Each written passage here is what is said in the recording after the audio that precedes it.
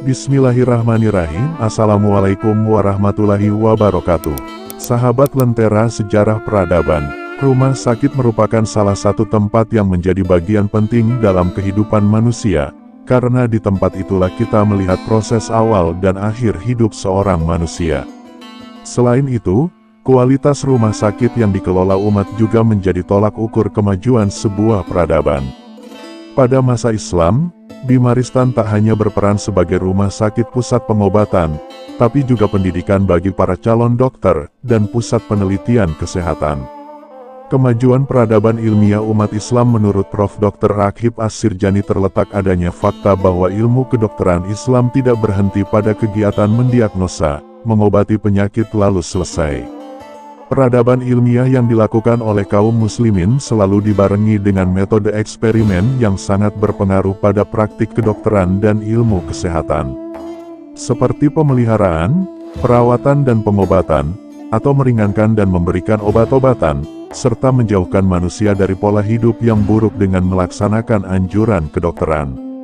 Orang-orang Arab jahiliyah ketika Islam datang sebenarnya sudah mengenal ilmu kesehatan yakni dengan adanya tabib.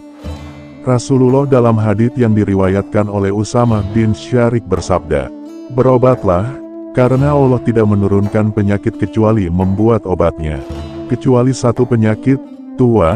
Hadis riwayat Abu Dawud dalam kitab At-Tib, bab Fi'ar Rajul Yatadawi.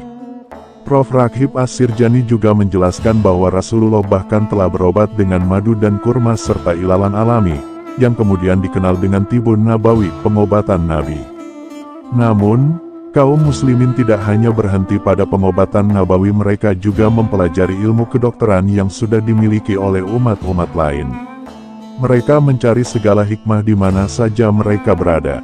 Demikianlah kita melihat kaum muslimin mengambil pengetahuan kedokteran dari Yunani, di samping negeri-negeri Islam sendiri yang ditaklukkan. Hal ini ditetapkan sebagai peristiwa paling besar sepanjang sejarah Bani Umayyah, ungkap Prof. Raghib. Ilmuwan Dr. Ezat Aboulaish MD dalam bukunya yang berjudul Contributions of Islam to Medicine, juga menjelaskan tentang peran peradaban Islam dalam memajukan dunia kedokteran. Dalam buku tersebut dia mengatakan bahwa, ilmu kedokteran tidak lahir dalam waktu semalam, tapi memiliki sejarah panjang yang dihasilkan oleh para pendahulu, hingga hasilnya dapat dilihat saat ini. Menurut Dr. Ezat Aboulaish, awal mula perkembangan dunia kedokteran dimulai dari bangsa Yunani dan bangsa-bangsa yang lahir sejaman dengannya. Dalam dunia kedokteran Islam, perkembangan awalnya dimulai dengan aktivitas penerjemahan literatur dari Yunani dan Syria yang kemudian dialihbahasakan ke dalam bahasa Arab. Peristiwa ini terjadi pada abad ke-7 dan 8 Masehi atau awal abad 1 dan 2 Hijriah. Salah satu khalifah Bani Umayyah yang memerintahkan penerjemahan dari bahasa Syria ke bahasa Arab adalah Khalifah Umar bin Abdul Aziz yang berkuasa pada tahun 717 sampai 720 Masehi. Proses alih bahasa meningkat sangat pesat pada masa dinasti Abbasiyah, yakni pada masa Khalifah Al-Mamun. Ia berkuasa dari tahun 813 sampai 833 Masehi. Sebelumnya pada masa Khalifah Harun al-Rasyid 786 sampai 803 Masehi, juga sudah terjadi penerjemahan teks medis tradisional India ke dalam bahasa Arab. Para dokter dari Kristen sekte Nestorian, kota Gundesapur saat ini dikenal dengan Iran Barat. Mereka bekerja secara profesional kepada Khalifah.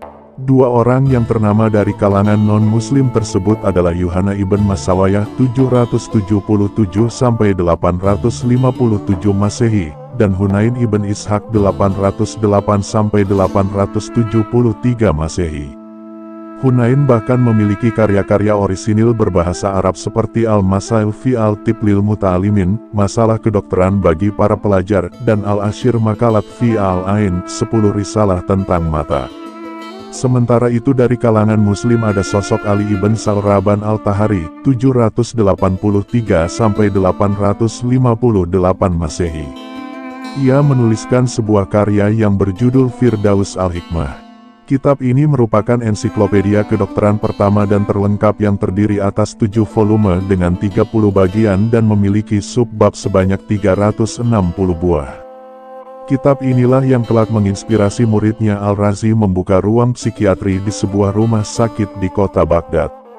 Jika pada abad-abad awal dunia kedokteran Islam tengah disibukkan dengan tradisi penerjemahan kitab bahasa Yunani ke dalam bahasa Arab, kemajuan dunia kedokteran Islam di abad ke-9 dan ke-13 menunjukkan proses transfer keilmuan yang telah berhasil dilakukan bahkan dikembangkan oleh umat Islam.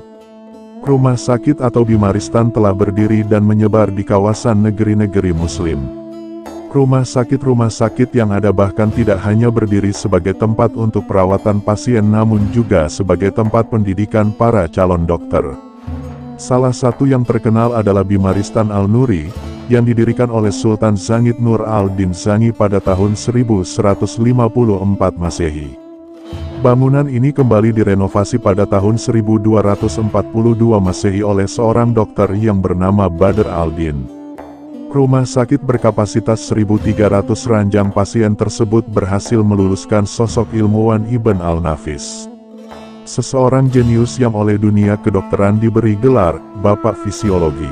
Oleh karena ia berhasil merumuskan yang dasar-dasar sirkulasi lewat temuannya tentang sirkulasi dalam paru-paru, sirkulasi jantung, dan kapiler. Wajar bila kemudian Dr. Ezzat Aboulaish MD mengatakan, Islam banyak memberi kontribusi pada pengembangan ilmu kedokteran. Wallahu alam bisawab. Wassalamualaikum warahmatullahi wabarakatuh.